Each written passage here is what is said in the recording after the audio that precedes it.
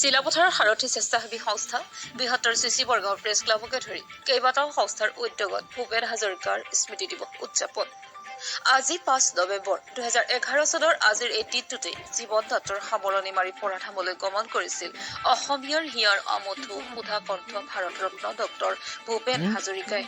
তেওঁৰ মৃত্যুতিথিটো সমগ্ৰ ৰাজ্যৰ লগতে চিলাপথাৰতো সাৰথী স্বেচ্ছাসেৱী সংস্থা বৃহত্তৰ চিচি বৰগাঁও প্ৰেছ ক্লাব নিখিল ভাৰত বংগীয় সাহিত্য সন্মিলনৰ চিলাপথাৰ শাখা মাদুৰী পথাৰ মহিলা সমাজ অসম কৈৱৰ্ত যুৱ ছাত্ৰ সন্মিলনৰ ধেমাজি জিলা সমিতিৰ যৌথ উদ্যোগত আজি সন্ধিয়াৰে পৰা চিলাপথাৰ ৰাজহুৱা প্ৰেক্ষাগৃহত উদযাপন কৰা হয়।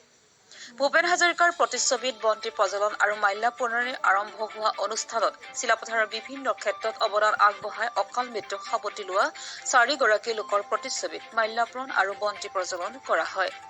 ইয়াৰ পিছতে এটি দিহানামৰ দলে মঞ্চ উদ্বোধন কৰাৰ পিছতে অন্তৰংগ আলাপ অনুষ্ঠানৰ উদ্বোধন কৰে কবি ভুৱন দাসে। অনুষ্ঠানটো সঞ্চালনা কৰে অৱসৰপ্ৰাপ্ত শিক্ষক কুমুদ দত্তই।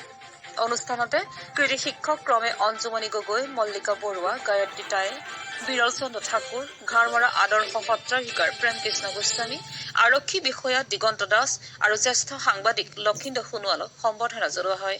সদ্য প্ৰয়াত চিলাপথাৰ শিক্ষাবিদ সমাজকৰ্মী কবি সাহিত্যিক ড০ প্ৰেমলতা শৰ্মাৰ স্মৃতিত প্ৰকাশ কৰি উলিওৱা স্মাৰক গ্ৰন্থ উন্মোচন কৰে চিচি বৰগাঁও মহাবিদ্যালয়ৰ ভাৰপ্ৰাপ্ত অধ্যক্ষ ভাস্কৰ চুতীয়াই। অনুষ্ঠানত বহু কেইগৰাকী কণমানি শিল্পীয়ে নৃত্য গীত পৰিৱেশন কৰি জীপাল কৰি তোলে পৰিৱেশ।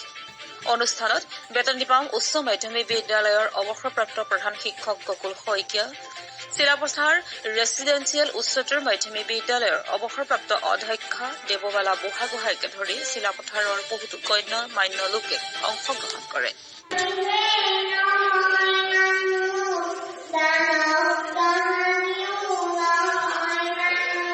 সাৰথী স্বেচ্ছাসেৱী সংস্থা বৃহত্তৰ চিচি বৰগাঁও প্ৰেছ ক্লাব বংগীয় সাহিত্য সন্মিলন চিলাপথাৰ শাখা মাদুৰী পথাৰ মহিলা সমাজ আৰু চিলাপথাৰ কবি সমাজৰ যৌথ উদ্যোগত আজি চিলাপথাৰ ৰাজহুৱা প্ৰেক্ষাগৃহত ড০ ভূপেন হাজৰিকাৰ একাদশ সংখ্যক মৃত্যুতিথিটো আমি উদযাপন কৰিলোঁ। আমি এই তিথিটোৰ লগত